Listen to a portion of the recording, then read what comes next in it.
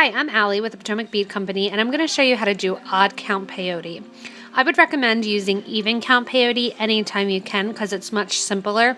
I hardly ever use odd count unless you're absolutely required to, because it gives a little bit more of a challenge than regular peyote. What I've done already is put a stop bead onto my thread, and then I've strung 5 beads on. I have 2 different colors that I'm working with just to keep the odds versus the even rows counted. So these are 5 beads here. I have 5 beads on. I'm going to start by putting my 6th bead on, which is gonna go on top of my other bead. And I'm gonna go through my black bead, just like I would regularly start with a peyote bracelet. So I had 5 beads on, and my 6th bead starts my next row. And then I'm going to put another white bead on.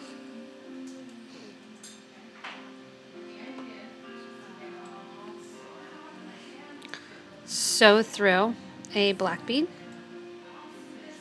And then what's going to happen is, as I come out through my row, here, I have a challenge now in front of me. I'm at a point now where I have to put another bead on to sit on top of here, but if I put it on, I'm not going to have anywhere else to go back through.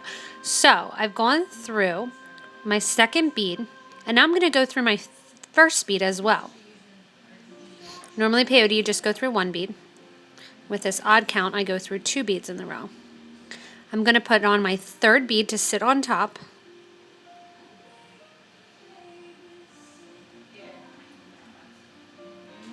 And what I'm going to do is circle that bead through that needle, through bead number 1,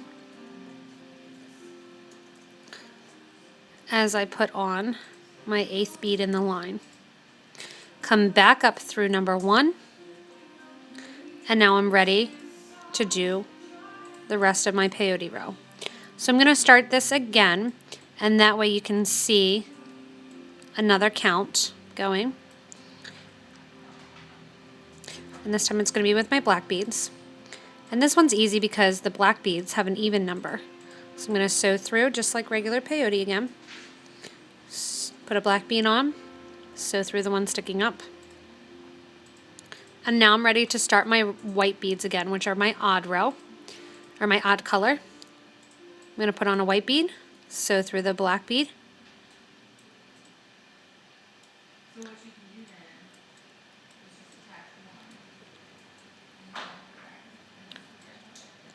Put on another white bead.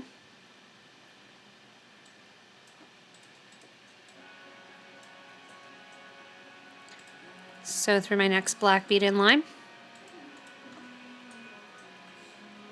And then again, I'm going to be at a loss, so I'm going to sew through the last white bead that's already on there. So I'm sewing through both the black bead and the white bead. And to do that last white one that needs to go in the row, I sewed through the black and through the white, put a white bead on,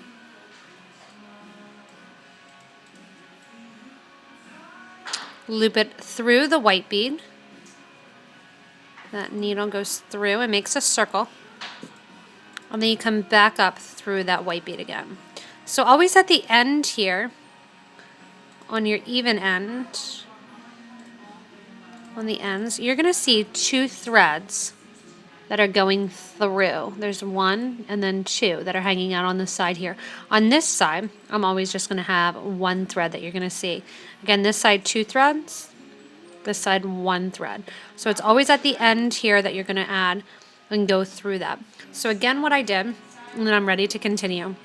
Again, what I did is I went through my white bead, add a white bead, go through my black bead, add a white bead, go through my black bead and the white bead from the previous row, add another white bead, go take the thread back through that white bead and add another bead, and then continue on with my even color, which is my black. So again, this is a little bit more difficult of a technique. When in doubt, and if you do not have to do this, I would strongly recommend doing even count rather than this odd count. It's much slower moving to do the odd count.